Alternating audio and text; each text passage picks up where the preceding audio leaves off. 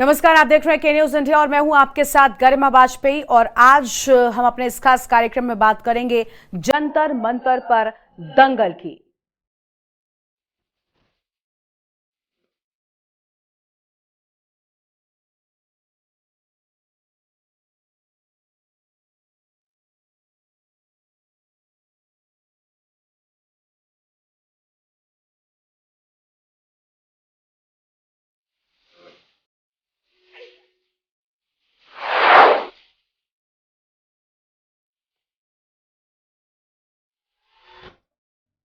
भारतीय कुश्ती संघ के प्रमुख ब्रजभूषण शरण सिंह के खिलाफ 1 महीने से ज्यादा लंबे वक्त से पहलवानों के धरने को लेकर दिल्ली पुलिस ने सख्त रुख अपना लिया है और दिल्ली पुलिस ने जंतर मंतर से नए संसद भवन की ओर मार्च कर रहे पहलवानों को हिरासत में ले लिया। दिल्ली पुलिस ने जंतर मंतर से पहलवानों का तंबू भी हटा दिया।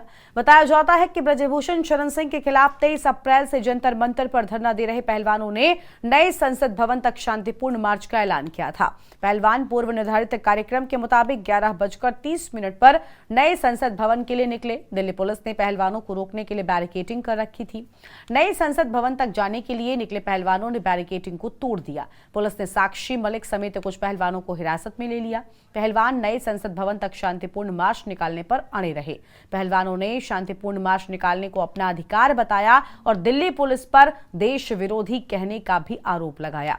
पुलिस ने जब बजरंग पुनिया, विनेश फोगाट और साक्षी मलिक को हिरासत में ले लिया तो वो सड़क पर ही धरने पर बैठ गए। इससे पहले विनेश फोगाट ने वीडियो जारी कर आरोप लगाए थे कि महिला महापंचायत में शामिल होने आ रहे सभी लीडर्स को पुलिस ने हिरासत में ले लिया है। जानकारी के मुताबिक पुलिस ने जब पहलवानों का नए संसद भवन तक मार्च से रोका और उन्हें हिरासत में लेने की कोशिश की, तब दोनों फोगाट बहनें एक दूसरे से लिपट कर रोड पर ही लेट गईं। पहलवान बजरंग पुनिया ने भी मीडिया से बात करते हुए कहा कि हम 11:30 बजे नई संसद की ओर कूच करेंगे। मैं पुलिस प्रशासन से अपील करूंगा कि हम शांतिपूर्वक जाएंगे, हमें परेशान न किया जाए। आज महापंचायत की तैयारी थी, हमने इसकी अनुमति के लिए कल ही आवेदन दे दिया था। पुलिस हमारे लोगों को गुमराह कर रही है, हमसे कोई बातचीत नहीं हुई है। इससे पहले मीडिया से बात करते हुए विनेश फोगाट ने आरोप लगाया था कि सरकार हम पर समझौते का दबाव बना रही है, लेकिन हम समझौते के लिए तैयार नहीं है, क्योंकि जो शर्त रखी जा रही है वो ब्रजभूषण की गिरफ्तारी की बिल्कुल नहीं है। पहलवानों के नई संसद कूच के ऐलान को देखते हुए दिल्ली में सुरक्षा व्यवस्था चुस्त कर दी गई थी और देखते ही देखते आज दिल्ली का जंतर मंतर अखाड़े में तब्दील हो गया।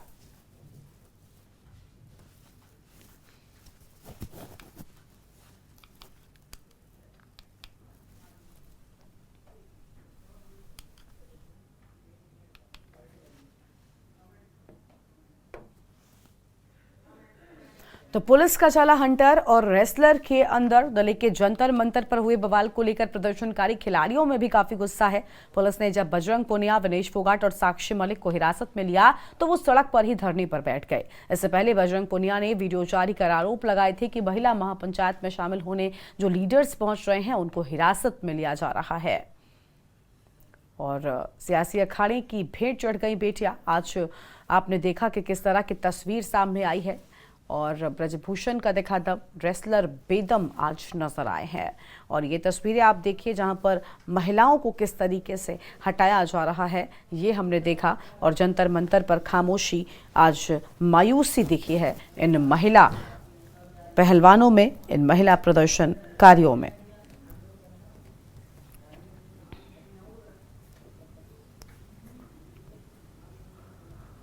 और सियासी अखाड़े में तब्दील हुआ जंतर मंतर, क्या आप देख सकते हैं इन तस्वीरों में। और तंत्र की ताकत के आगे बेटियां मजबूर नजर आई हैं।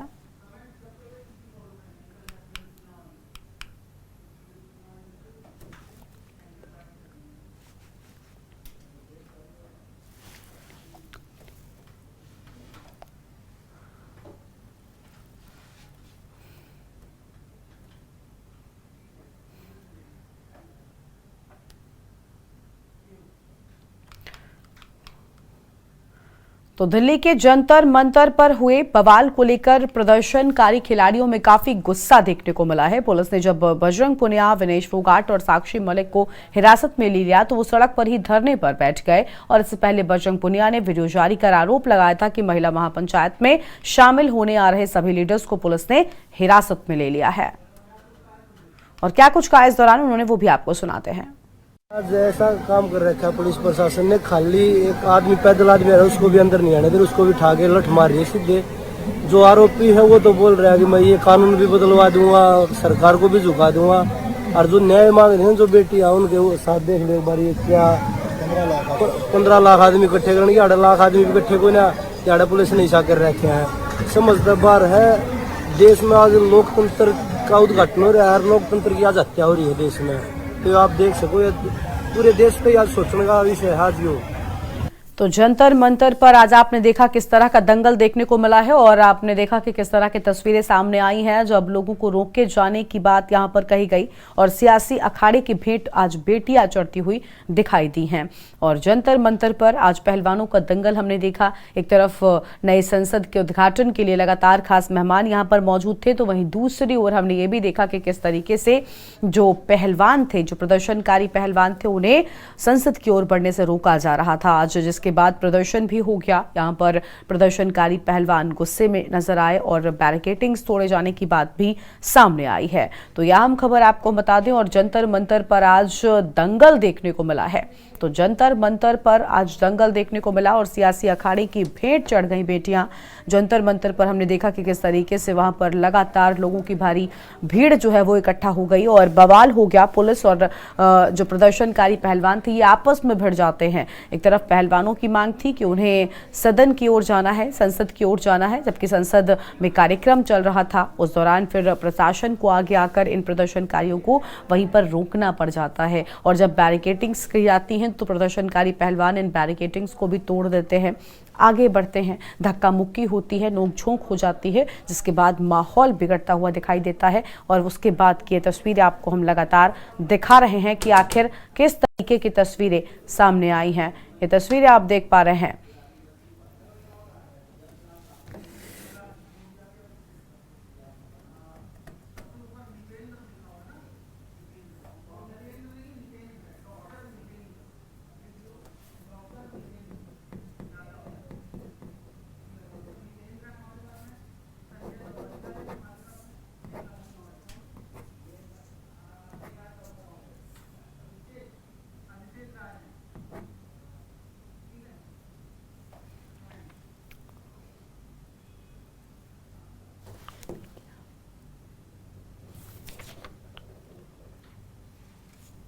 तो पुलिस का हंटर चला और ये तस्वीरें आपको हम दिखा रहे हैं। जंतर मंतर पर खामोशी छाई और आपने देखा कि एक तरफ लगातार जो मायूसी है वो इन पहलवानों को मिल रही है क्योंकि इनकी मांगों को भी सुना नहीं जा रहा। दूसरी ओर आज उन्हें किस तरीके से रोका गया, किस तरीके से इनकी झड़प हो गई, वो भी हम सब ने देखा। तस्वीरें आपके टीवी स्क्रीन पर आपके सामने ही हैं, आप देख सकते हैं।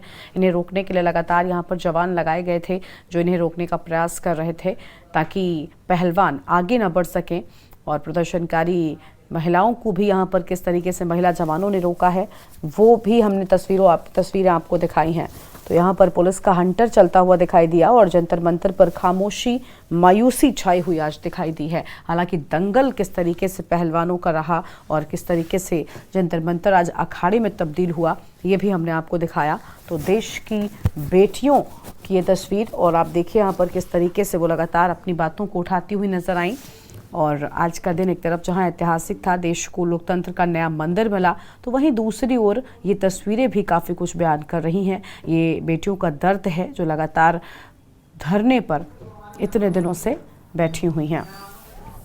और इसी खबर पर हमारे साथ बातचीत करने के लिए मेहमानों का खास पैनल जुड़ चुका है। हमारे साथ में डॉक्टर नितेंद्र यादव जी हैं, समाजवादी पार्टी के प्रवक्ता हैं, लखनऊ से जुड़े हुए हैं। और हमारे साथ में संजय दौरालिया जी जुड़े हुए हैं, किसान नेता हैं मेरठ से। अभिषेक राज हैं, कांग्रेस के प्रवक्ता हैं लखनऊ से। सबसे पहले मैं शुरुआत करना चाहूंगी, समाजवादी पार्टी के प्रवक्ता लखनऊ से हैं डॉक्टर नितेंद्र जी, बहुत स्वागत आपका। नितेंद्र साहब, आपसे जानना चाहेंगे कि आज तस्वीरें आपने देखी, आज का दिन बेहद खास था। एक तरफ देश को लोकतंत्र का नया मंदिर मिला और ऐसे में दूसरी ओर इस तरीके से उसी मंदिर के बाहर हंगामा, आपको कैसा लगा, आपकी क्या राय है? जी देखिए, आज का दिन वास्तव में एक लिहाज से कहा जाए तो देश का बहुत महत्वपूर्ण दिन था। हम्म। लेकिन आज दो बड़ी घटनाएं हैं। एक तो देश का जो सबसे पवित्र मंदिर जिसको कहा जाता है न्याय का मंदिर, संसद भवन।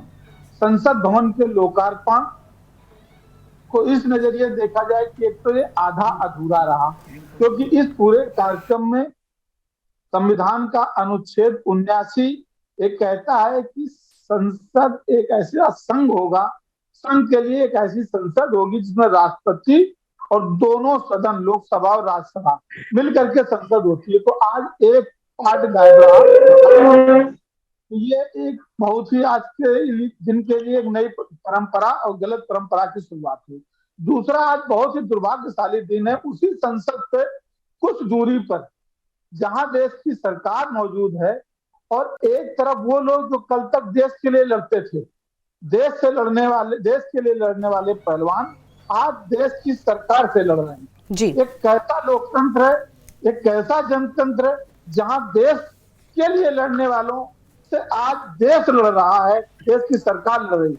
एक तरफ वो पहलवान जिन्होंने देश का मान सम्मान गौरव बढ़ाया और जब वो देश के लिए तिरंगा लेकर के चलते थे, आज वो अपने न्याय के लिए तिरंगा लेकर के जब जंतर मंतर से संसद की तरफ बढ़े हैं, तो उस दौर में देखा जा रहा है कि उस तिरंगे को भी तार तार कर रही इस देश की पुलिस लगातार उन पहलवानों के साथ जिस तरीके का घोर अत्याचार हो रहा है। ठीक है नितिन साहब, हम इस बात से बिल्कुल भी वो नहीं करते कि पहलवानों की बात को सुना जाना चाहिए या फिर ये देखा जाना चाहिए कि कौन सही है कौन गलत है, उनकी बातों को सुना जाना चाहिए, उस पर कार्रवाई होनी चाहिए। लेकिन बड़ी बात ये भी है ना कि आप एक देशवासी होने के नाते इस बात को सोच सकते हैं।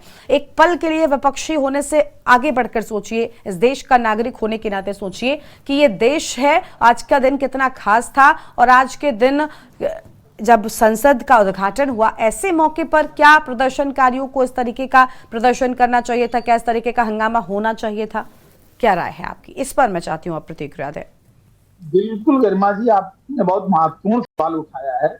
देखिए, यही बात बार बार मैं कहना चाह रहा हूं कि एक माह से ज्यादा हो गया ये पहलवान सरकार की नाक के नीचे जंतर मंतर पे बैठे हैं। और आज क्या कारण पड़ा कि आज जब देश का एक गौरवशाली दिन था, देश को एक नई संसद मिल रही थी, उस दिन इन पहलवानों को अपनी बात को ले जाकर के संसद की तरफ कूच करना पड़ा, वो भी शांतिपूर्ण तरीके से, जैसा कहा जा रहा वो कूच कर रहे थे। क्या सरकार इनकी बात को सुनकर और इस महत्वपूर्ण मौके को, महत्वपूर्ण दिन को शांतिपूर्ण तरीके से, इतने गौरवशाली दिन को नहीं निभा सकती थी? इसका मतलब ये हो रहा है कि सरकार किसी भ्रष्टाचारी को, किसी बलात्कारी को बचाने के लिए इस महत्वपूर्ण दिन और इस गरिमामय दिन को भी त्याग पर रख देना चाहती है, उसकी भी बलि दे देना चाहती है, लेकिन उन पहलवानों के साथ न्याय नहीं करना चाहती। आखिर इस देश में कैसा संविधान है कि आखिर एक मांग है, दुनिया जानती है कि एक किसी की आरोप लगाता है तो उसकी एफआईआर होती है, पुलिस उसकी विवेचना करती है और विवेचना के आधार पर दो काम निर्णय होते हैं,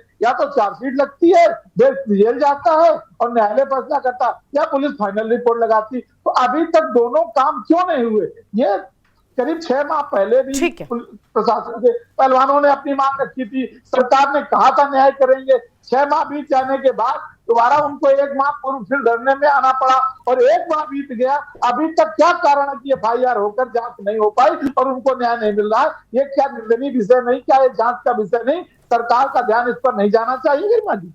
ठीक है, बिल्कुल बिल्कुल। देखिए, इस चीज़ पर नज़र होनी चाहिए। मैंने पहले भी कहा कि हम ज़रूर चाहते हैं कि यहाँ पर बात को सुना जाना चाहिए और जो भी उनकी बातें हैं उनको समझा जाना चाहिए। और भी प्रवक्ता हमारे साथ में हैं, हमारे साथ में अंकुर सक्सेना साहब हैं, आरएलडी के प्रवक्ता हैं, लखनऊ से अभी जुड़े हैं। सर, आपका भी स्वागत। लेकिन उससे पहले किसान नेता हैं संजय दौरालिया जी, उनकी राय जानते हैं। संजय जी, आप बताइए, आपको नहीं लगता कि आप लोगों का समर्थन है, लगातार पहलवानों को हम देख रहे हैं और इससे हमें कोई गुरेज या कोई शिकायत नहीं है, लेकिन आज के दिन का लिहाज किया जा सकता था? क्या आज के दिन शांतिपूर्ण प्रदर्शन हो सकता था? जिस तरीके की चीजें सामने आई और कहा यह जा रहा था कि प्रवेश की कोशिश थी, इसी के चलते प्रशासन ने रोका, क्या इन चीजों को ध्यान में रखना नहीं चाहिए था प्रदर्शनकारियों को? क्या कहेंगे आप, क्योंकि आज मौका खास था?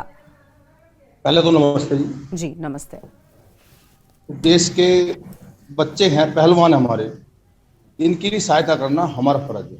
किसान के बच्चे हैं, किसान तो सहायता करेगा नहीं, और करना चाहिए। सरकार के पास 36 दिन से हमारे बच्चे बैठे थे, वहां पर बालक बैठे हैं, पहलवान बैठे हैं, तो उनकी सहायता क्यों नहीं कर पा रही सरकार? उनकी मदद क्यों नहीं कर पा रही, या सुन क्यों नहीं पा रही?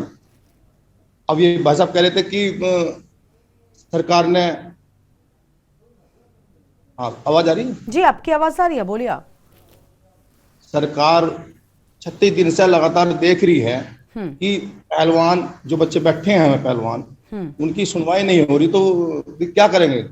कदम तो बढ़ाना पड़ेगा कुछ ना कुछ। और उनके साथ किसान, उनके साथ है पूरी तरह। ठीक है, इसी के चलते आप लोगों ने आज जिस तरीके की तस्वीर सामने आई वो हमने देखी। ठीक है, हमारे साथ में अंकुर सक्सेना साहब हैं, आरएलडी के प्रवक्ता हैं। अंकुर जी, आप क्या कुछ कहेंगे, क्योंकि आज तस्वीरें हमने देखी, आज बेहद खास दिन था, ऐसे मौके पर संसद के बाहर जिस तरीके की तस्वीर सामने आई, मुझे लगता है ये निंदनीय थी, ये नहीं होना चाहिए था। क्या आप भी इस बात से सहमत हैं?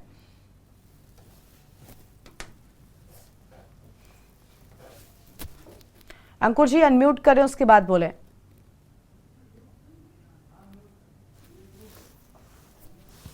जी, आपको आवाज आ रही है? बोलिए, आपकी आवाज आ रही है। हाँ, मैं ये कह रहा हूं, आज का जो दिन है इसको दो अलग अलग नजरियों से देखा जा सकता है। अगर आप सत्तारूढ़ भारतीय जनता पार्टी के नजरिए से देखते हैं तो वो इसको ऐतिहासिक दिन कहेंगे, लेकिन अगर आप इसको लोकतंत्र के नजरिए से परिभाषित करते तो ये लोकतंत्र के इतिहास में काला दिन है। अच्छा, लोकतंत्र के इतिहास में काला दिन इसलिए कहा जाएगा। नजरिया सिर्फ एक देशवासी का भी हो सकता है, सिर्फ एक देशवासी का भी हो सकता है। लोकतंत्र का मतलब बीजेपी से हटकर है, वो आरएलडी से हटकर है, वो किसानों या पहलवानों से भी हटकर है, एक सामान्य देशवासी के तौर पर भी आज के इस दिन को देखा जा सकता है। और अगर उस नजरिए से देखेंगे तो मुझे लगता है तस्वीर अलग दिखाई देगी। देखिए, लोकतंत्र में तो सामान्य कॉमन मैन शामिल है ना। हाँ। लोकतंत्र में अंकुर सक्सेना शामिल नहीं है, लोकतंत्र में गरिमा या के न्यूज शामिल नहीं है, लोकतंत्र में all people, we the people of India शामिल है। तो लोकतंत्र के नजरिए से मैंने बात की है, क्योंकि हमारा देश जो है वो संविधान से चलता है। हाँ। तो लोक संविधान प्रदत्त हमारा गणराज्य है, और गणराज्य में लोकतंत्र उसकी आधारशिला है। तो अगर आप लोकतंत्र के नजरिए से देखते हैं तो निसंदेह आज का दिन काला अध्याय है। वजह यह है कि एक तरफ पार्लियामेंट का उद्घाटन होता है, उसका उद्घाटन किसके द्वारा किया जाता है? माननीय प्रधानमंत्री महोदय के द्वारा किया जाता है। माननीय प्रधानमंत्री महोदय संविधान में सर्वोच्च नहीं है। भारत की संसद में, भारत के में जो सर्वोच्च है वो भारत का संविधान है, और भारत का संविधान की सर्वोच्चता, जो भारत के संविधान का अगर आप पार्ट 5 पढ़ेंगे तो उसकी शुरुआती महामहिम राष्ट्रपति से शुरू होता है, जिसमें कहा गया है आर्टिकल 52 के अनुसार भारत का एक राष्ट्रपति होगा, और आर्टिकल 53 के अनुसार संघ की कार्यपालिका शक्ति राष्ट्रपति में निहित होगी। इसी चीज को आगे आप बढ़ाते हो, जो 79 में कहा गया है, आर्टिकल 79 में, कि एक पार्लियामेंट होगी और उस संसद किससे मिलकर बनी होगी? महामहिम राष्ट्रपति से तथा उच्च सदन एवं निम्न सदन, जिन्हें क्रमशः लोकसभा और राज्यसभा कहा गया है, इन दो चीजों से मिलकर बनी होगी। आपने क्या किया? आपने मात्र अपनी छवि को चमकाने के लिए महामहिम राष्ट्रपति को, जो संविधान में सर्वोपरिता प्रदान की गई और भारत की प्रथम नागरिक हैं, जो भारत का प्रथम नागरिक है, उसको उसके अधिकार से वंचित किया है। यह कहीं ना कहीं लोकतंत्र के इतिहास में काले कलम से लिखा जाएगा, लोकतंत्र के इतिहास का ये काला अध्याय है। अब आइए, आपकी जो जंतर मंतर पे हमारे जो पदक विजेता है, ओलंपियंस बैठे हुए हैं, एक तरफ आपने भारत की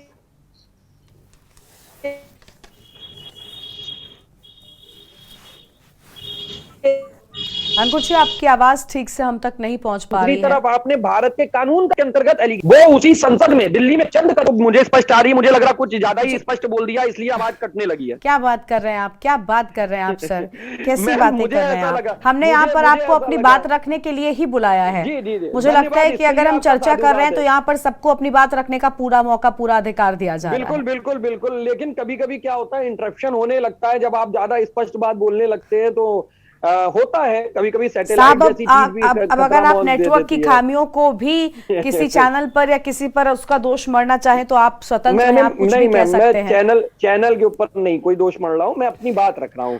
और जो सबसे महत्वपूर्ण बात है वो ये है कि देखिए, जहां पार्लियामेंट में जिस व्यक्ति के ऊपर पास्को का एलिगेशन लगा हुआ है वो व्यक्ति वहां पर कार्यक्रम में भाग ले रहा है, और जिन लोगों ने पास्को का एलिगेशन, जिनका दैहिक शोषण हुआ है, जो हमारे भारत के देश के कर्णधार हैं, हमारे देश के लिए मेडल लेकर आए हैं, उनके ऊपर कुछ ही दूरी पर लाठीचार्ज हो रहा है।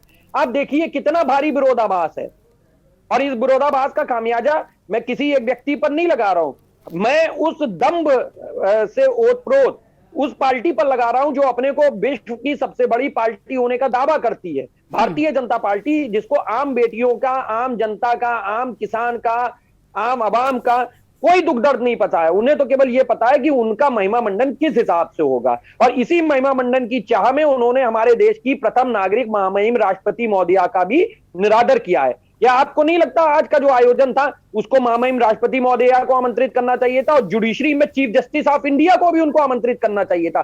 क्योंकि जो प्रोटोकॉल होता है उस प्रोटोकॉल के हिसाब से भारत के जो 3 सर्वोच्च पद हैं उनमें प्रथम स्थान पर महामहिम राष्ट्रपति आती हैं, महामहिम उपराष्ट्रपति आते हैं और चीफ जस्टिस ऑफ इंडिया आते हैं। लेकिन क्योंकि भारतीय जनता पार्टी या केंद्र में सत्तारूढ़ दल को यह बात पता था कि अगर हम प्रोटोकॉल के हिसाब से बुलाएंगे तो प्रधानमंत्री का कहीं पर भी प्रोटोकॉल पार्लियामेंट के इनॉग्रेशन के लिए नहीं बनता है, इसलिए उन्होंने कहा कि हम महामहिम राष्ट्रपति और उपराष्ट्रपति सहित जो गणमान्य लोग हैं उनको इससे दूर रखेंगे, और इसको पॉलिटिकल रंग देने के लिए, राजनीतिक रंग देने के लिए विपक्ष के ऊपर आरोप प्रत्यारोप की राजनीति कर रहे हैं। जबकि विपक्ष का सिर्फ स्पष्ट एक बात कहना है कि हम लोग संविधान प्रदत्त शासन व्यवस्था से चल रहे हैं, तो संविधान के अनुसार जो आज नई पार्लियामेंट का उद्घाटन हुआ है उसका उद्घाटन महामहिम राष्ट्रपति महोदया के द्वारा होना चाहिए, और मुझे नहीं लगता इसमें एक अंश की भी कोई गलत बात है, क्योंकि हम लोग तो उनको उनके स्थान के अनुरूप, संविधान की व्यवस्था के अनुरूप सादर आमंत्रित कर रहे हैं, और उसी के अनुरूप हम लोग भी कार्यक्रम में अपनी भूमिका को निभाने के लिए तत्पर थे। परंतु भारतीय जनता पार्टी चाहती ही नहीं थी कि विपक्ष का कोई प्रतिनिधि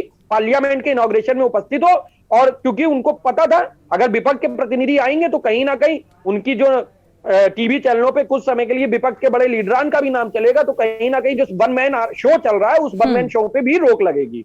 ठीक है, यानी आरएलडी को बहुत सारी शिकायतें थी और आज बड़ी बेबाकी के साथ अंकुर जी ने अपनी बात रखी। और भी प्रवक्ता हमारे साथ में हैं, उनको जोड़ते हैं। हमारे साथ में अभिषेक राज जी जुड़े हुए हैं, कांग्रेस के प्रवक्ता हैं लखनऊ से। अभिषेक जी, क्या प्रतिक्रिया है आपकी? क्योंकि अलग अलग राजनीतिक दलों ने, जो भी विपक्षी दल हों, चाहे वो किसी भी प्रदेश के हों, नई संसद के उद्घाटन को लेकर कई तरह का विरोध सामने आया था, लेकिन इस सबके बीच आज उद्घाटन हो गया है। लेकिन एक तरफ उद्घाटन था, दूसरी ओर जो जंतर मंतर है वो अखाड़े में तब्दील हो चुका था। आप क्या कहेंगे? और मैं भी चाहती हूँ, देखिए मैंने अंकुर जी से भी कहा था और आपसे भी कह रही हूँ कि इसको विपक्षी होने के साथ साथ आप एक देशवासी होने के नाते भी देखिए, और देखिए कि आज की तस्वीर क्या कह रही थी। एक तरफ देश की संसद का उद्घाटन हो रहा है, लोकतंत्र के मंदिर का उद्घाटन हो रहा है, दूसरी ओर इस तरह का प्रदर्शन और इस तरह का किस तरीके की तस्वीरें सामने आ रही है जहां दंगल हो रहा है पहलवानों का। आपको लगता है ये ठीक था आज? देखिए, इनमें बहुत सारी बातें हैं। पहले तो मैं ये कहना चाहूंगा कि भारतीय जनता पार्टी जो है उसको सांसदीय प्रक्रियाएं हैं उससे नफरत है। संसदीय प्रक्रियाओं के विरुद्ध जाकर जो काम किए जा सकते हैं वो काम भारतीय जनता पार्टी की जो सरकार है पिछले 9 वर्षों से कर रही है। आप ये कहते हैं कि विपक्ष बॉयकॉट कर दिया, आना नहीं चाहा। विपक्ष को कॉन्फिडेंस में लेने का काम क्या भारतीय जनता पार्टी की सरकार ने किया? जब पत्थर रखा गया था, नींव रखी गई थी नए संसद भवन की, तो क्या विपक्षी दलों के नेताओं से बातचीत करी गई, उनको कॉन्फिडेंस में लिया गया था? उस वक्त बताया गया था उनको कि इस तरीके का कोई प्रोग्राम है, तो मोदी जी ने अपनी मनमर्जी घोषणा कर दी, और कोविड की महामारी के वक्त भी लगातार काम चलता रहा और काम होता रहा। देखिए, आज का दिन बहुत महत्वपूर्ण है, और आज का दिन क्यों रखा है भारतीय जनता पार्टी के लोगों ने, ये बीजेपी वालों को ही बताना चाहिए। देखिए, आज के दिन देश के प्रथम प्रधानमंत्री पंडित जवाहरलाल नेहरू जी की पुण्यतिथि, और आज ही के दिन भारतीय जनता पार्टी, जिनको अपना वैचारिक वो मानती है, जिनको सावरकर जिनको कहा जाता है, उनकी प्रतिमा पे वहां माल्यार्पण किया जाता है, जिनकी विचारधारा की वजह से गांधी जी की हत्या की। भारतीय जनता पार्टी को संवैधानिक विचार उनमें कोई विश्वास नहीं है। और आज सबसे बड़ी चीज ये भी हुई कि वहां पे राष्ट्रपति जी की मौजूदगी नहीं थी। अच्छा। जबकि राष्ट्रपति कस्टोडियन होता है कॉन्स्टिट्यूशन का, और राष्ट्रपति की वहां मौजूदगी होनी चाहिए थी। और बहुत ज्यादा भारतीय जनता पार्टी ये प्रचार करती है कि हम दलित आदिवासी हितैषी हैं, तो एक आदिवासी राष्ट्रपति को बुलाने में आखिर दिक्कत क्या थी। और यही बात यहाँ तक नहीं है, आप अगर पूर्व में जाएं 2020 में जब इसकी नींव रखी गई थी, तो उस वक्त राष्ट्रपति रामनाथ कोविंद जी थे, तो रामनाथ कोविंद जी को भी उस वक्त नहीं बुलाया गया था।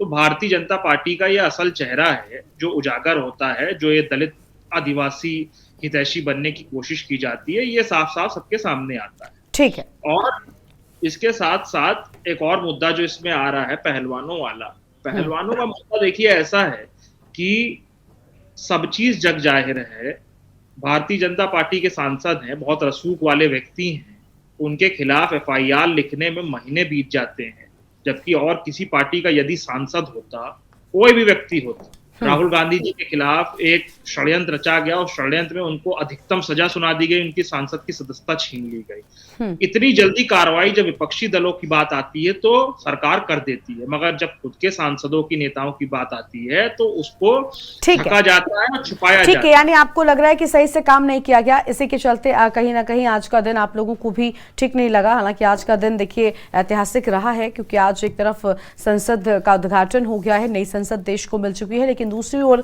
जंतर मंतर पर जिस तरीके से हमने देखा दंगल होता हुआ, जिस तरीके से अखाड़े में तब्दील होता जंतर मंतर नजर आया, ये भी कहीं ना कहीं एक अलग तस्वीर निकलकर सामने। एक छोटे से ब्रेक के लिए यहाँ पर रुक रहे हैं, जल्द लौटेंगे।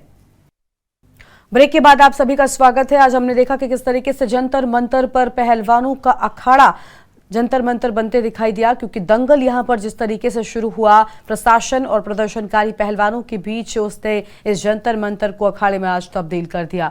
ये तस्वीरें आप देख सकते हैं, महिला प्रदर्शनकारियों को किस तरीके से हटाया गया, कई लोगों को हिरासत में ले लिया गया। बजरंग पुनिया, साक्षी मलिक, इन सबको पुलिस ने हिरासत में लिया। विनेश फोगाट को भी हिरासत में लिया गया ताकि स्थितियां शांतिपूर्ण रहें और पूरी तरीके से जो आज का कार्यक्रम था संसद भवन में वो भी पूरा हो। लेकिन दूसरी ओर एक तरफ जहां उद्घाटन चल रहा था, दूसरी ओर इस तरह की तस्वीरें सामने आ रही थी जो पूरे देश ने देखी है।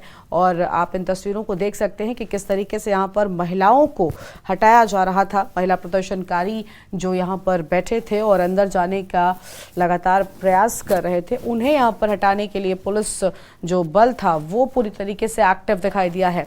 तो हमने देखा कि आज किस तरीके की तस्वीर सामने आई। आपको बता दें कि आज किसानों की ओर से महापंचायत, महिला सम्मान महापंचायत बुलाई गई थी, लेकिन इस महापंचायत में किस तरीके से दंगल शुरू हो गया वो भी आपको हम अलग अलग तस्वीरें दिखा रहे हैं। जोरदार हंगामा, जोरदार यहाँ पर झड़प की बात सामने आई थी और पुलिस का हंटर ही फिर यहाँ पर चला, क्योंकि जब इन पहलवानों ने बैरिकेड्स तोड़े, जब इन पहलवानों ने अंदर जाने का प्रयास किया, तो पुलिस यहाँ पर पूरी तरीके से इनको रोकने का प्रयास करने लगी, जिसके बाद इनकी पुलिस से धक्का मुक्की हो गई, झड़प हो गई पुलिस से।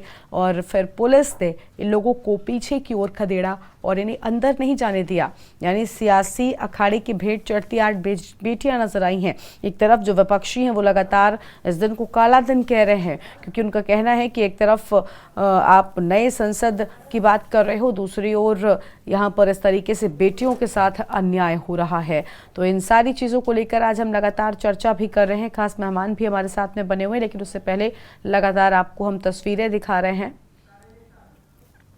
और एक बार फिर से अपनी चर्चा की शुरुआत करते हैं। अभी अभी हमारे साथ में नरेश मलिक साहब जुड़े हैं, ओलंपिक संघ के महासचिव हैं। और नरेश मलिक जी का बहुत स्वागत। नरेश जी, बहुत स्वागत आपका। हम आपसे इस बार शुरुआत करेंगे, आज के दिन को आप किस तरह से देख रहे हैं, क्योंकि एक तरफ लोकतंत्र का नया मंदिर जो है वो हम सब ने देखा, लेकिन वहीं दूसरी ओर इस तरीके से देश की बेटियों के साथ जो हो रहा था ये भी देश ने देखा है। और देश चाहता है कि बेटियों के साथ बेटियों को न्याय मिले, इन खिलाड़ियों को न्याय मिले जिन्होंने देश का नाम विदेशों में, पूरी दुनिया में रोशन किया है। लेकिन दूसरी ओर आज के दिन पर इस तरह का हंगामा भी बुरा था। पूरे देश ने देखा कि किस तरीके से एक तरफ अंदर उद्घाटन था, दूसरी ओर बाहर बेटियों के साथ इस तरीके से उन्हें हटाने का प्रयास प्रशासन कर रहा था। किस तरीके से देखते हैं आप, क्या कमी आपको लग रही है, किससे शिकायतें हैं आपको?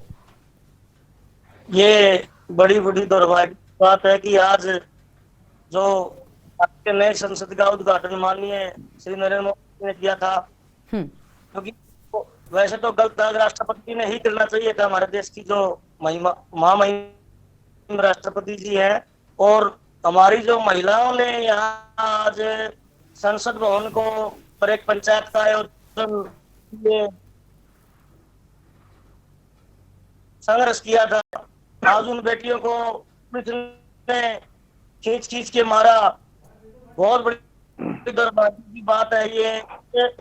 प्रदेश के अंदर हरियाणा प्रदेश में, उत्तर प्रदेश में, राजस्थान में, पंजाब में, दिल्ली में, बड़े बड़े पूर्वी प्रदेशों के अंदर महोत्सव का आयोजन कल तक हो जाएगा। उसके कोई बड़ा फैसला लेंगे।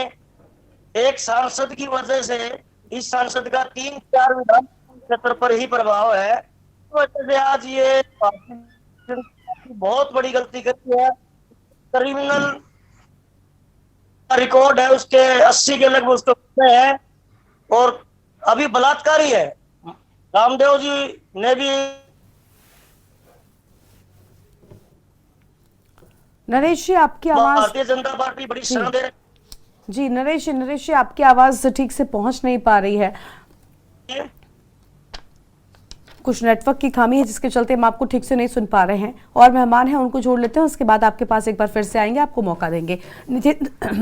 माफ कीजिएगा, नितेंद्र साहब हमारे साथ में हैं, समाजवादी पार्टी के प्रवक्ता हैं। नितेंद्र साहब, आप देखिए, हमने देखा था कि अखिलेश यादव किस तरीके से इस पूरे मामले पर नाराज नजर आए थे। अखिलेश यादव ने कहा कि जो जनता की आवाज को दबाने का काम करते हैं, नफरत की राजनीति का काम करते हैं, उनके कार्यक्रम में भला जाने का क्या फायदा। लेकिन दूसरी ओर अभी आपके ही सहयोगी हैं आरएलडी के प्रवक्ता अंकुर साहब, उन्होंने भी कई सारी बातें कह डाली, कई सारी शिकायतें कह डाली। आपको क्या लग रहा है कि आखिर क्यों इन पहलवानों की बात नहीं सुनी जा रही है, क्या वजह है? क्योंकि ऐसा नहीं है कि भारतीय जनता पार्टी इस तरीके का काम करती है, वो अपनी किरकिरी नहीं झेलती। इस मामले में विपक्षियों ने उसको लगातार घेरा भी है। लगातार आप लोग अपनी बात कह रहे हैं, चाहे वो कोई भी हो, चाहे समाजवादी पार्टी हो, कांग्रेस हो, हर कोई बीजेपी को घेर रहा है, बीजेपी की किरकिरी हो रही है, लेकिन बावजूद इसके एक्शन क्यों नहीं हो रहा? भला इसके पीछे आप क्या लॉजिक समझते हैं, क्या देखते हैं? गर्मा जी, देखिए, आपने बहुत महत्वपूर्ण प्रश्न किया है। अभी तो हमारे साथी अंकुर जी ने बहुत स्पष्टता के साथ में जिस बात को रखा, संविधान का भी उसका जिक्र किया, और आज का दिन किस लिए महत्वपूर्ण था और क्यों नहीं रहा।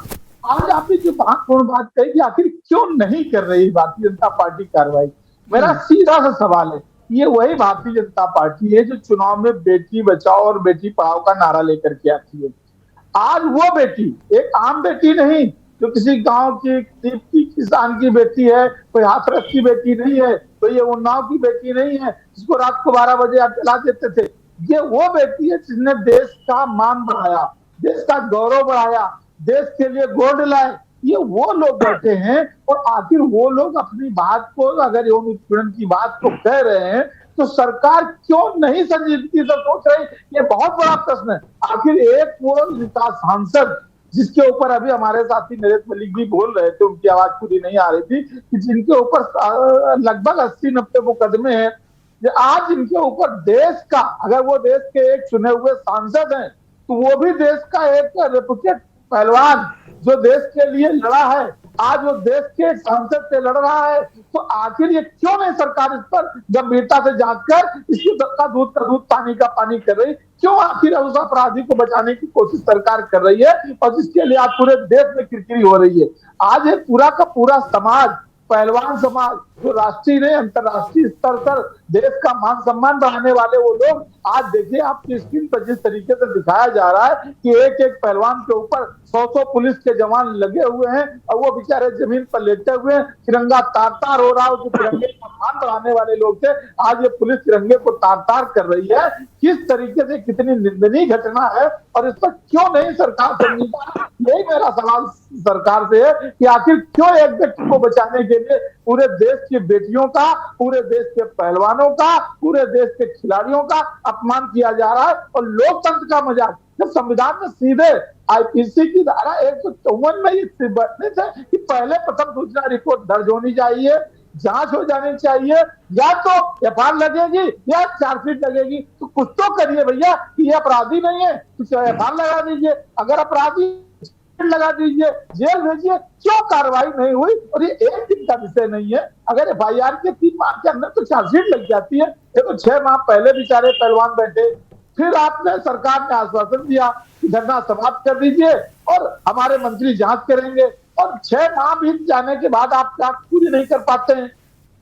फिर ठीक उनको एक माह हो गया धरने में बैठे, आपने एफआईआर तो की लेकिन उसकी जांच नहीं की, गिरफ्तारी नहीं कर रहे हैं। सरकार समझौता करना चाहती है लेकिन गिरफ्तारी की बात नहीं कर रही, तो आखिर क्यों एक ऐसे अपराधी बलात्कारी को सरकार बचाना चाहती है? क्या इसमें ये बात सच है कि जो कभी जुमला प्रधानमंत्री जी ने कहा था बेटी पढ़ाओ की जगह बेटी पटाओ, तो क्या ये उनके सांसद बेटी पटाओ अभियान पर लग गए, प्रधानमंत्री जी का शर्ता पालन करने लगे? ये कितनी निंदनीय बात है कि आज लोकतंत्र के इतिहास में हमारे साथी कह रहे थे ये काला दिन हो गया है।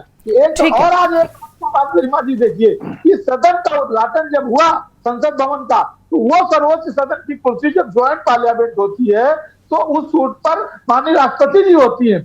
अगर एक तरफ लोकसभा के अध्यक्ष होते हैं, एक तरफ राज्यसभा के अध्यक्ष होते हैं। आज राज्यसभा के अध्यक्ष के रूप में महामहिम राष्ट्रपति होते, उपराष्ट्रपति होते, वो आज नदारत थे, आज महामहिम राष्ट्रपति नदारत थी, और उस कुर्सी पर जहां राष्ट्रपति को बैठना चाहिए था उस कुर्सी पर माननीय प्रधानमंत्री जी बैठे, जो भी सदन की गरिमा के खिलाफ है। सदन के सर्वोच्च सिंहासन पर जब ज्वाइंट पार्लियामेंट होती है तो संबोधन करने के लिए राष्ट्रपति जी उस चेयर पर बैठती हैं, प्रधानमंत्री जी कभी उस सीट पर नहीं बैठ सकते। और आज वो दोनों सदनों के पदों को मौन कर दिया गया। प्रधानमंत्री जी बीच की कुर्सी में बैठे थे और एक तरफ लोकसभा के अध्यक्ष बैठे थे, दूसरी तरफ राज्यसभा के उपाध्यक्ष बैठे थे, जबकि उस सीट पर महामहिम राष्ट्रपति जी को होना चाहिए था। तो ये आज लोकतंत्र के इतिहास में वास्तव में एक बहुत ही काला दिन हो गया, जो जिसका इतिहास जब लिखा जाएगा तो ये बहुत ही निंदनीय तरीके से लिखा जाएगा। एक गलत परंपरा की शुरुआत आज माननीय प्रधानमंत्री जी ने की है। किरमा जी, ठीक है, अंकुर जी के पास चलते हैं। अंकुर जी, आपको लग रहा है कि अगर इस तरह की चीजें सामने होंगी तो खिलाड़ियों की संख्या कम हो सकती है? वो बेटियां जो पहले ही जिनके आप सशक्तिकरण की बात करते हैं, आपको लग रहा है सरकार महिला सशक्तिकरण की बात करती है, महिलाओं को आगे बढ़ाने की हर क्षेत्र में, चाहे वो खेल हो या अलग अलग क्षेत्र हो, आगे बढ़ाने की बात करती है, लेकिन अगर इस तरह से उनकी बातों को सुना नहीं जाएगा, उनके साथ अत्याचार होगा, तो आने वाले वक्त में महिलाएं इन क्षेत्रों में बढ़ने से पहले 10 बार सोचेंगी?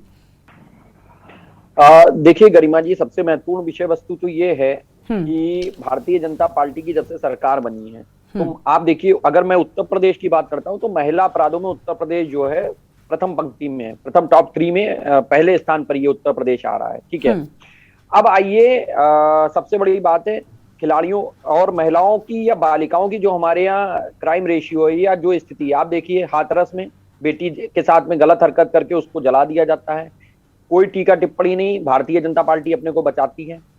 कानपुर प्रकरण होता है, कुलदीप सेंगर जैसे विधायक हैं, जब तक उनके ऊपर कोर्ट की मार नहीं पड़ जाती है तब तक कुलदीप सेंगर का भी लगातार निरंतर बचाव भारतीय जनता पार्टी के द्वारा किया गया है। आप देखिए कानपुरी की घटनाक्रम में अभी ज्यादा समय नहीं हुआ, 2 महीने के अंदर कानपुर में इंक्रोचमेंट, अतिक्रमण हटाने के नाम पर झोपड़ी में माँ बेटी दोनों जिंदा जला दी जाती है, और भारतीय जनता पार्टी कहती है, या उत्तर प्रदेश की जो सरकार है वो कहती है, अपनी एक रिपोर्ट लगाती है कि उन लोगों ने स्वयं अपने घर में आग लगा ली थी। अब सवाल ये उठता है कि भारतीय जनता पार्टी जब बैटिंग कर रही है और धुआंधार झूठ की बैटिंग कर रही है, उसको ये बात पता है कि हम पब्लिक के बीच जाएंगे और झूठे जुमलों को लेकर जाएंगे, झूठी बातों को लेकर जाएंगे, और इलेक्शन हमारा राजनीतिक मुद्दों पर नहीं लड़ा जाएगा। इलेक्शन वो लड़ने को तैयार रहती है धर्म के आधार पे, इलेक्शन लड़ने को तैयार रहती है जाति के आधार पे, इलेक्शन तैयार रहती है आतंकवाद के आधार पे, भारत पाकिस्तान के आधार पे। तो ऐसी स्थिति में ये जो महिलाओं के साथ जो हम केवल महिलाओं की बात नहीं कर रहे हैं, आज की डेट में जंतर मंतर पे केवल हमारी महिला साथी नहीं थी, जंतर मंतर पे पुरुष भी बैठे हुए हैं, और जो खिलाड़ी होता है वो खिलाड़ी होता है, वो जेंडर के नाम पर हम उसमें व्यक्तिगत भेदभाव नहीं करते। तो हम तो ये कहते हैं कि वहां पर जो हमारे खिलाड़ी भाई बंधु बैठे हुए थे, उन सबके साथ में जो ये आघात हुआ है, ये केवल एक व्यक्ति विशेष को बचाने के लिए हुआ है। वो व्यक्ति विशेष आज की डेट में जब उद्घाटन था तो कहां मौजूद था? भाई आप फेसबुक पे फोटो देखिए, जिसके ऊपर आरोप लगा हुआ है वो दिल्ली पुलिस की नाक के नीचे पार्लियामेंट में बैठा हुआ है, माननीय प्रधानमंत्री महोदय के साये में। अब ऐसी स्थिति में आप बताइए, क्या दिल्ली पुलिस की ये हैसियत है, क्या दिल्ली पुलिस की ये आज की डेट में हिम्मत है कि वो उस पर्सन को नोटिस तक जारी करे? तो जब वो किसी एक गलत चीज को आपको छुपाना है तो आपको तो अपने बाहुबल का प्रदर्शन करना है, तो किसी एक सही को तो आपको लाठी मारनी पड़ेगी ना, और लाठी हमेशा उसको मारी जाती है जो कमजोर होता है। भाई अपने से ताकतवर को लाठी मारोगे, वो पलट के 2 और तुमको दर्द देगा। तो ऐसी स्थिति में जो देश के लिए मेडल लाने वाले लोग हैं उनकी बात सुनने वाला कोई नहीं है। अच्छा, भारतीय जनता पार्टी की सबसे बड़ी आप कह लीजिए व्यूह रचना कह लीजिए या इनकी पॉलिसी कह लीजिए, ये गलत बात को भी ऐसे चिल्लाते हैं कि आम आवाम के बीच में ये मैसेज डिलीवर्ड होने लगता है कि ये सही बोल रहे हैं। जबकि वास्तविकता ये है कर्नाटक की जनता ने इनकी इस मंतव्य को समझ लिया, देखिए इन्हें सत्ता से बाहर किया है।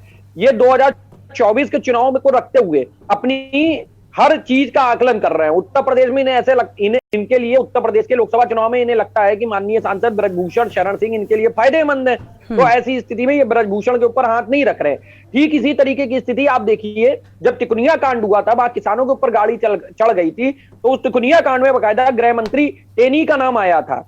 अब इनने क्या टेनी को हटा दिया? टेनी भी आज की डेट में सत्ता में बने हुए हैं। असल में अगर भारतीय जनता पार्टी को इस बात का पूर्ण एहसास रहता है कि ये व्यक्ति उसके लिए वोट बैंक के रूप में तब्दील हो सकता है, तो भारतीय जनता पार्टी कदापि ऐसे पर्सन को टच नहीं करती है। लेकिन अगर वो व्यक्ति उसके लिए वोट बैंक में तब्दील नहीं हो सकता है, तो इलेक्शन के बाद भारतीय जनता पार्टी उससे किनारा कर लेती है। अब आज की डेट में भारतीय जनता पार्टी दुधारी तलवार पर बैठी हुई है। अगर वो ब्रजभूषण शरण सिंह के अगेंस्ट में कोई एक्शन लेते हैं तो पब्लिक के बीच ये मैसेज चला जाएगा कि इनने एक्शन लेने में देरी कर दी, उसका भी खामियाजा भारतीय जनता पार्टी को भुगतना पड़ेगा कि भाई आपने एक्शन लेने में इतनी देरी क्यों की। क्योंकि दिल्ली की जो पुलिस है वो संघशासित स्टेट होने के नाते सेंट्रल के अधीन में आती है, और अगर एक्शन नहीं ले रहे हैं तो हमारे जो वीर मेडलिस्ट है, गोल्ड मेडलिस्ट है, हमारे जो खिलाड़ी बंधु हैं और उनके साथ में जो किसान भाई लगातार निरंतर सहयोग कर रहे हैं, या आम आवाम की जो उनके साथ में सहयोगात्मक रवैया है, उसका भारतीय जनता पार्टी को 2024 में नजर आएगा खामियाजा कि 2024 में इनकी सीटें 2 या 4 ही रह जाएंगी, क्योंकि इनको अब वो आंकड़ा नहीं मिलने वाला है जिस आंकड़े पर ये पार्लियामेंट का इनॉग्रेशन करने गए और संविधान की मान मर्यादा को तार तार कर रहे हैं। ठीक है। देखिए, बड़े इत्तेफाक की बात है कि इस पूरे मुद्दे पर भारतीय जनता पार्टी के प्रवक्ता बोलने को तैयार नहीं होते, इसीलिए आज वो हमारी चर्चा में नहीं। अगर होते तो हम आपके सवालों का जवाब उनसे जरूर लेते। लेकिन संजय दौरालिया जी के पास चलेंगे। संजय जी किसान नेता है, मेरठ से जुड़े हुए। संजय जी, किसानों का पूरा समर्थन है प्रदर्शनकारियों के साथ। हम देख रहे हैं कि राकेश टिकैत भी लगातार आज बॉर्डर पर वो देखा हमने कि किस तरीके से भीतर घुसने का प्रयास कर रहे थे, लेकिन पुलिस मुस्तैद थी। इसके पहले वो आए भी थे, वो बराबर वहां पर साथ में हैं और उन्होंने साफ कर दिया था कि अगर इस तरीके के काम नहीं होते हैं, गिरफ्तारी नहीं होती है ब्रजभूषण शरण सिंह की, तो आंदोलन जारी रहेगा, आने वाले वक्त में भी और बड़ा आंदोलन होगा। तो कहीं ना कहीं क्या किसानों के समर्थन से इस तरीके से आंदोलन आगे बढ़ रहा है? संजय जी,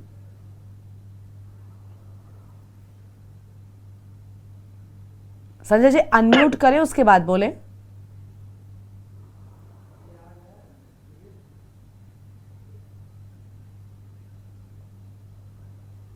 नहीं संजय जी, आपकी आवाज नहीं आ रही हम तक।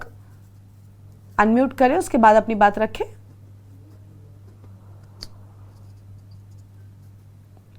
संजय जी की आवाज नहीं पहुंच पा रही है। संजय जी के पास चलेंगे, एक बार फिर से अनम्यूट करने के बाद आपकी आवाज आएगी।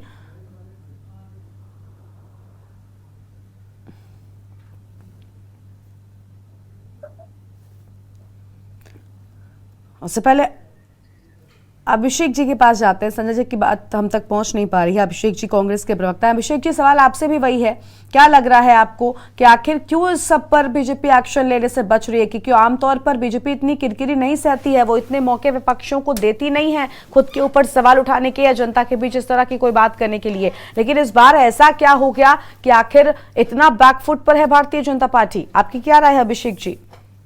देखिए, ऐसा है, भारतीय जनता पार्टी के यहाँ भारतीय जनता पार्टी कहती है कि हमारे यहाँ माफी मांगने की संस्कृति नहीं।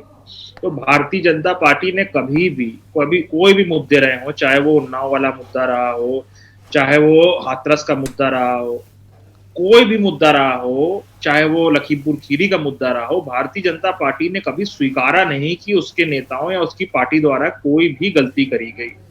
भारतीय जनता पार्टी के तमाम नेता और प्रवक्ता उसका तर्क देने चालू कर देते हैं कि जो लोग विरोध कर रहे हैं, जो लोग प्रदर्शन कर रहे हैं, वो देश हित में नहीं कर रहे हैं, वो देश विरोधी। क्योंकि भारतीय जनता पार्टी के खिलाफ जो भी बोलेगा वो देशद्रोही है। एक भारतीय जनता पार्टी ने ये डायनामिक बना रखा है और इसका प्रचार किया जाता है बहुत जोर शोर से। जिस तरीके से खिलाड़ियों के साथ अभद्रता और बर्बरता करी जा रही है, आप खुद सोचिए, अंतर्राष्ट्रीय पायदान पे, अंतर्राष्ट्रीय मंच पे सब लोग देखते हैं, सब जानते हैं। इससे क्या देश की छवि बढ़ गई है? देश की छवि को बहुत बढ़िया एक लाइट मिल रही है? क्या लोग खुश हो रहे हैं? अंतर्राष्ट्रीय पायदान पे देश की छवि को धूमिल करने का काम किया जा रहा है। और कार्रवाई तो अंततः भारतीय जनता पार्टी तब तक नहीं करती जब तक कोई बहुत बड़े आंदोलन नहीं हो जाते हैं, जहां भारतीय जनता पार्टी को नजर आने लगता है कि हमारे हाथ से चीज खिसकती हुई नजर आ रही है और हमारा मामला खराब हो जाएगा। यही कहीं चुनाव की बात होती, हरियाणा वगैरह में या किसी प्रदेश में वोट लेना होता तो भारतीय जनता पार्टी तत्कालीन कार्रवाई कर देती। मगर हाँ, जिस व्यक्ति के खिलाफ आरोप लगे हैं वो बहुत ही प्रभावशाली व्यक्ति हैं। यूपी में 4 ऐसी लोकसभा हैं, श्रावस्ती, बलरामपुर, गोंडा, बहराइच, केसरगंज, जहां पे उनका बहुत ज्यादा प्रभाव है। इस वजह से भारतीय जनता पार्टी उनके खिलाफ कार्रवाई नहीं कर रही है। पॉक्सो एक्ट में केस दर्ज होने के बाद क्या पुलिस जो है, पुलिस इंतजार करती है जिसके ऊपर केस दर्ज हुआ है कि वो खुद आके वहां पे अपने आप को पुलिस के हवाले करे? पुलिस तत्कालीन कार्रवाई करती है। मगर दिल्ली पुलिस की शर्मसार ये हरकत है कि दिल्ली पुलिस दबाव में काम कर रही है और साफ साफ नजर आता है कि किस तरीके से शासन सत्ता का दुरुपयोग किया जाता है अपने लोगों को बचाने के लिए, किस तरीके से ईडी सीबीआई के छापे पड़वाए जाते हैं, किस तरीके से सेंट्रल एजेंसियों का प्रयोग किया जाता है विपक्षी नेताओं के खिलाफ जब कोई आवाज उठाता है। ये साफ साफ देश की जनता देख रही है। और देखिए, कर्नाटक इनका हारना लाजमी था, क्योंकि इस तरीके के हथकंडे कर्नाटक में पिछले 6 महीने से बीजेपी अपना रही थी और उसका जवाब वहां की जनता ने दिया है और बहुत हो गया। और देश की जनता 24 के भी चुनाव में इनको जवाब देगी। सेंगोल का मुद्दा भारतीय जनता पार्टी लेके आई। केंद्रीय गृह मंत्री कहते हैं कि पंडित जवाहरलाल नेहरू जी को अंग्रेजों ने दिया था। तो जो सेंगोल है वो राजदंड जो है वो पावर का सिंबल है। वो ब्रिटिशर्स ने पंडित नेहरू को दिया था क्योंकि ब्रिटिशर्स काबिज थे, देश पे सत्ता पे काबिज थे, तो उनको दिया गया था। आखिर पंडित जवाहरलाल नेहरू जी ने उसको इलाहाबाद के म्यूजियम में क्यों रखवा दिया? क्यों उसका प्रचार प्रसार उस वक्त नहीं किया? क्योंकि वो शासन का ताकत का प्रतीक था। तो आज के दिन में जब 75 वर्ष आजादी का लगभग हो गए हैं पूरे, तो किसको दिखाना है ताकत? किस चीज की दिखानी है? किसकी हनक दिखाई जा रही है? एक लोकतंत्र है, लोकतंत्र में इस तरीके की चीजों की जरूरत नहीं प्रचार प्रसार की। लोकतंत्र में आपको कम से कम इतना करना चाहिए था कि तमाम विपक्षी दल के जो प्रमुख नेता हैं उनके साथ बैठकर मान मुनव्वल करते, समझाते, बुलाते, तो आज के दिन पे पूरा एक विपक्ष जो मौजूद होता, पूरी देश के जो सांसद हैं हर पार्टी के मौजूद होते, एक हेल्दी एनवायरनमेंट होता जो डेमोक्रेसी में एक्चुअली होना चाहिए। मगर भारतीय जनता पार्टी अपनी हट, अपने अहंकार के सामने उनको कुछ नहीं दिखाई दिया। उन्होंने कहा कि नहीं, हम करते हैं तो करेंगे, जिसको आना है, जिसको नहीं आना है ना। यार, प्रधानमंत्री मोदी जी जो नई लोकसभा, जो नई पार्लियामेंट है उसमें वहां बीच में बैठे थे, वहां पे कायदे से देश के राष्ट्रपति को मौजूद होना चाहिए था, उनको वहां बुलाना चाहिए था। मगर किसी भी तरीके का जो प्रोटोकॉल है उसका पालन नहीं किया गया है। केवल एक व्यक्ति को प्रोजेक्ट करने के लिए और सुप्रीमेसी उस व्यक्ति की दिखाने के लिए, प्रचार प्रसार करने के लिए सारे काम किए जा रहे हैं, जो कि बहुत दुखद है। क्योंकि देखिए, देश में चाहे जितना विरोध और सारी चीजें हो, मगर अंतर्राष्ट्रीय पटल पर इससे देश की जो छवि है वो अंततः धूमल होती है। ठीक है, यानी कहीं ना कहीं आपको भी लगता है कि बड़ी वजह है जिनके चलते राजनीतिक लाभ बीजेपी को नजर आ रहा है और इसी के चलते इस तरह की कार्रवाई जो है उसको करने से बच रहे हैं। किसान नेता संजय जी के पास चलेंगे। संजय जी, आप तक आवाज पहुंच रही है हमारी? अनम्यूट करें संजय जी।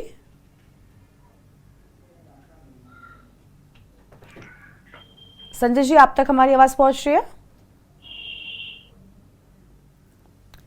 संजय जी की आवाज़ नहीं पहुंच पा रही है। हम चाहेंगे कि प्लीज़ उनकी आवाज़ हम तक पहुंचे ताकि हम उनसे भी सवाल जवाब कर सके। नितेंद्र साहब के पास एक बार फिर से आएंगे। नितेंद्र जी, देखिए, कांग्रेस पार्टी का भी यही मानना है और हम भी इस बात को मानते हैं कि लोकतंत्र मजबूत तब होता है जब विपक्षी बराबर से साथ खड़े हों और विपक्षियों को भी सम्मान दिया जाए। आपके यहाँ से अखिलेश यादव ने कहा भी था कि जहां पर विपक्षियों का सम्मान ना होता हो, नफरत की राजनीति होती हो, वहां पर जाने का मतलब नहीं है। लेकिन साहब, एक बात यह भी है ना कि अभी देखिए विधानसभा के चुनाव हुए, आपने कई सारी बातें बता दी।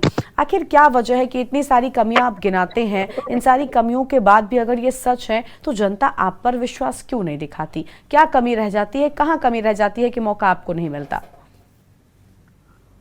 जनता देखिए सबको मौका देती है। जनता ने हमें भी मौका दिया था, जनता ने बसपा को भी मौका दिया, जनता ने उससे पहले भारतीय जनता पार्टी को भी मौका दिया था, फिर भारतीय जनता पार्टी के दोबारा मौका दे दिया। लोकसभा का में माननीय प्रधानमंत्री 2014 में आए और जिस तरीके के सब्जबाग उन्होंने दिखाए थे अच्छे दिनों का वादा किया था, 2 करोड़ नौजवानों को प्रतिवर्ष रोजगार का वादा किया था, 15 लाख रुपए खाते में देने का वादा किया था। और जिस तरीके का प्रोपेगेंडा उनका मंत्रालय रहा, आम जनमानस ने उनको फिर दोबारा 5 वर्ष का मौका दिया, क्योंकि तो उन्होंने जनता के बीच जाकर इस बात का आश्वासन दिया कि हमने जो वादे किए थे वो हम पूरे नहीं कर पाए, लेकिन अभी हम करेंगे। दोबारा मौका दे दिया, लेकिन आज 9 वर्ष होने के बावजूद देश की हालत कहाँ चली गई।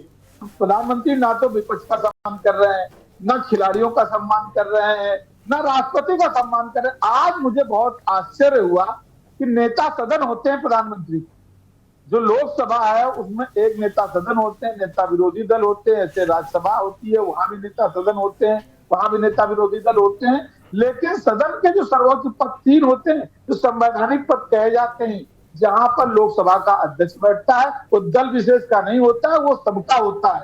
राज्यसभा में राज्यसभा के जो स्पीकर होते हैं वो दल विशेष के नहीं होते हैं, वो सबके होते हैं। और जब दोनों सदनों का संयुक्त अधिवेशन बुलाया जाता है, उसकी कस्टोडियन, उसकी नेता राष्ट्रपति होती हैं संयुक्त अधिवेशन में, वही उच्च सदन पे सर्वोच्च आसन पर बैठ सकती हैं। आज प्रधानमंत्री जी जिस तरीके से उस सर्वोच्च आसन पर बैठ करके, और एक तरफ लोकसभा के अध्यक्ष, दूसरे तरफ राज्यसभा के उपाध्यक्ष को बैठाल करके संसद भवन का उद्घाटन कर दिया, ये लोक राज बहुत ही निंदनीय और सारे पदों की और सारी मर्यादाओं का हनन करने वाला और राष्ट्रपति पद की गरिमा को तार करने वाला ये आज का दिन रहा, जिसको इतिहास कभी माफ नहीं करेगा।